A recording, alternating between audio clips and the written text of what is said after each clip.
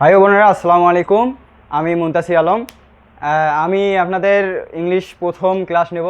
তো ইংলিশ প্রথমের একটা মেইন টপিক হচ্ছে সামারি। 5 নম্বরে যে সামারি থাকে, যেটা সামারি অনেকে যেটা ভয় পায়। এখন সামারিটা নিয়ে আলোচনা করব। সামারি লেখার বিষয়টা কি, অনেকে অনেক জায়গায় দেখি অনেক স্যার বলে যে এইভাবে সামারি লেখা লাগে, এইভাবে সামারি লেখা লাগে। আমার কথা হচ্ছে সামারি অন্যভাবে করা যায়, আমার নিয়মে করলে হবে। এখন সামারিতে তোমরা ফুল মার্ক কীভাবে পাবা? সামারিকে ফুল মার্ক কমপক্ষে তার চেয়ে 1 মার্ক কম। এখন ফুল মার্ক পাওয়ার জন্যে আমার কিছু টিপস করবা। তোমরা যদি ইংলিশ স্যারের কাছে প্রাইভেট পড়ো তাহলে সেটা কোনো ব্যাপার না, তোমরা ইংলিশ স্যারেরটাও ফলো করতে পারো, আমারটাও ফলো করতে পারো, আরও অনেকের ফলো করতে পারো। এখন সামারি অনুযায়ী মূল বিষয়টা হচ্ছে সামারি দেখা লাগবে। সামারি প্রথমে কি চায়, 5 নম্বরের প্রশ্নটা হচ্ছে সামারি, রাইটিং সামারি। এখন সামারিটা চায় হয় Jasim Uddin, shirt, south Asian combination যা আছে সব কিছুই যেটা চায় আর কি। এখন সামারিটা মূলত সারাংশ, এক কথায় বাংলার ভাষায় বলা হয় সারাংশ, যেটা বড় একটা অংশের ছোট একটা থাকে, প্যারাগ্রাফ দেওয়া থাকে, প্যারাগ্রাফের সংক্ষিপ্ত বর্ণনাটা দেওয়া লাগে। যেমন অনেকে আছে যে অনেক জায়গায় আমি প্রায় ইউটিউবে দেখি যে সংক্ষেপে লিখবো নাকি ওটা 1 পেজে বেশি লিখবো। এখন আমার কথা হচ্ছে 1 পেজও লেখা যাবে না, 1 পেজের একটু অর্ধেকে, 1 পেজের একটু কম লিখলে ভালো হয়। এখন কথা হচ্ছে আমরা সামারিটা শুরু করবো কোথা থেকে? সামারিটা শুরু করতে হয় মূলত একটা লাইন আছে, অনেক লাইন। তো মূল লাইনটা হচ্ছে this passage is about.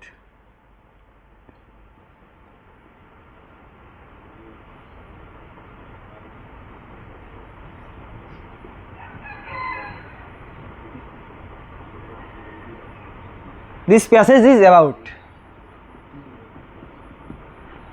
This passage is about. তারপর তোমরা যেই বিষয় কোশ্চেনে উল্লেখ থাকবে, যেমন থাকতে পারে হাজী মোহাম্মদ সালাউদ্দিন, তারপর জসিম উদ্দিন, কাজী নজরুল ইসলাম, রবীন্দ্রনাথ ঠাকুর ইত্যাদি বিষয় আরও অনেক থাকতে পারে। এখন তোমরা এই লেখাটা দেখতে পারো, এই লেখাটা দিস প্যাসেজ ইজ অ্যাবাউট হয়তো তোমাদের ছাড়া আরও অন্যভাবে শেখাতে পারে। এখন তোমরা এই লেখাটা ট্রাই করে দেখতে পারো যে আমি এরকম করে দেখছি, আমি এরকম করে লিখেও আমি ভালো মার্ক পাইছি, ফুল মার্কই পাইছি। এখন দিস প্যাসেজ ইজ অ্যাবাউট, তারপর সেখানে উল্লেখ থাকবে যে হাজী মোহাম্মদ সালাউদ্দিন, জসিম উদ্দিন, কাজী নজরুল ইসলাম, রবীন্দ্রনাথ ঠাকুর। এখন সেটা যেটাই থাকুক, তোমরা এইটা লিখবে। লেখার পর লিখবে this passage is about Kazi Nazrul Islam.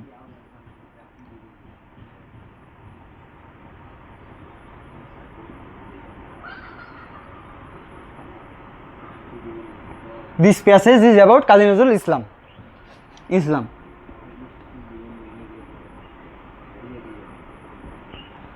এখন ওখানে অনেক কিছু দেওয়া থাকবে, সে জন্মগ্রহণ করছে এত সালে, মৃত্যুবরণ করছে এত সালে, সে এমএ অর্জন করছে, বিএ অর্জন করছে, মাস্টার্স অর্জন করছে, তারপর এই কলেজে ছিল এত সালে, ওই কলেজে ছিল এত সালে, সেটা বড় কথা নয়।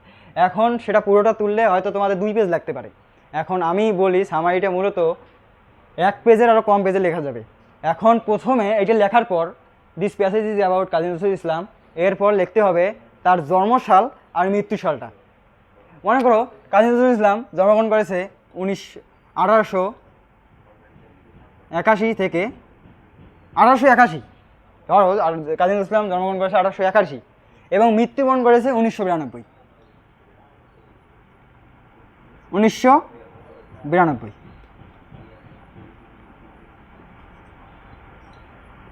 শেষে এইরকম করে যদি দাও তাহলে ওখানে মৃত্যু সালটা আর জন্মসালটা একসাথে হয়ে গেল, ওখানে একটা লাইন কমলো। এখন তোমরা যদি এই নিয়মে যদি মৃত্যু সাল আর জন্মসালটা দিয়ে দাও তাহলে সামারিতে একটা বেশ শর্ট হবে। এখন এইটা এই পর্যন্ত, আর এই লাইনটা তোমরা এইখানেও দিতে পারো, এই লাইনটার পরে দিতে পারো, আবার একদম শেষে যখন লেখাটা শেষ করবে তখনও দিতে পারো। এখন এইখানে পর তোমরা দেবে যে কাজী নজরুল ইসলাম বিএ অনার্স কবে কমপ্লিট করেছে, এমএ অনার্স কবে কমপ্লিট করেছে, কোথা থেকে কোথায় কমপ্লিট করেছে, কোন কলেজ, কোন ইউনিভার্সিটি, সব থেকে করবে সর্বশেষে। একটা করে লাইন তুলে দিয়ে বলবে যে ঢাকা বিশ্ববিদ্যালয় থেকে এমএ অনার্স,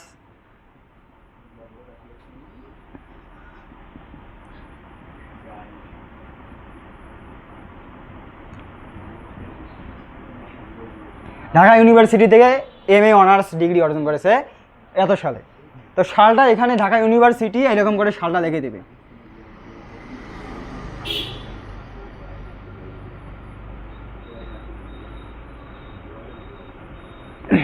ঢাকা ইউনিভার্সিটি থেকে এত সালে MA ডিগ্রি অর্জন করে।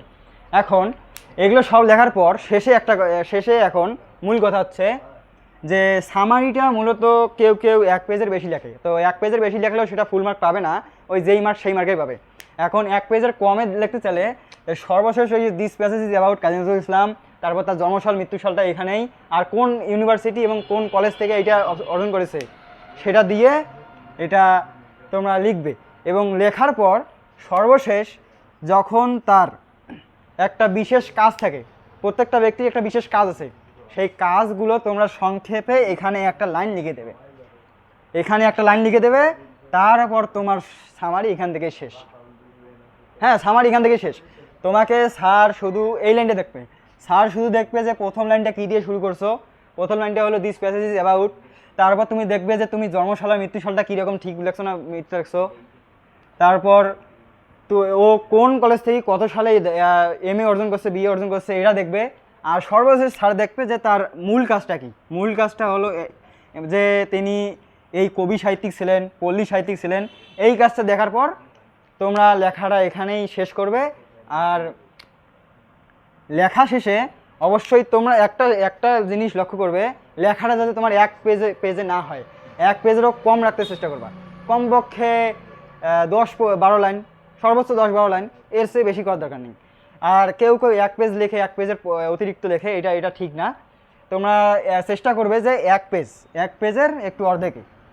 তো ভালো থাকবে, সুস্থ থাকবে। আরও নেক্সট ক্লাসে আবার দেখা হবে, টেন্স নিয়ে আলোচনা করব। তো সবাই ভালো থাকবেন। আসসালামু আলাইকুম।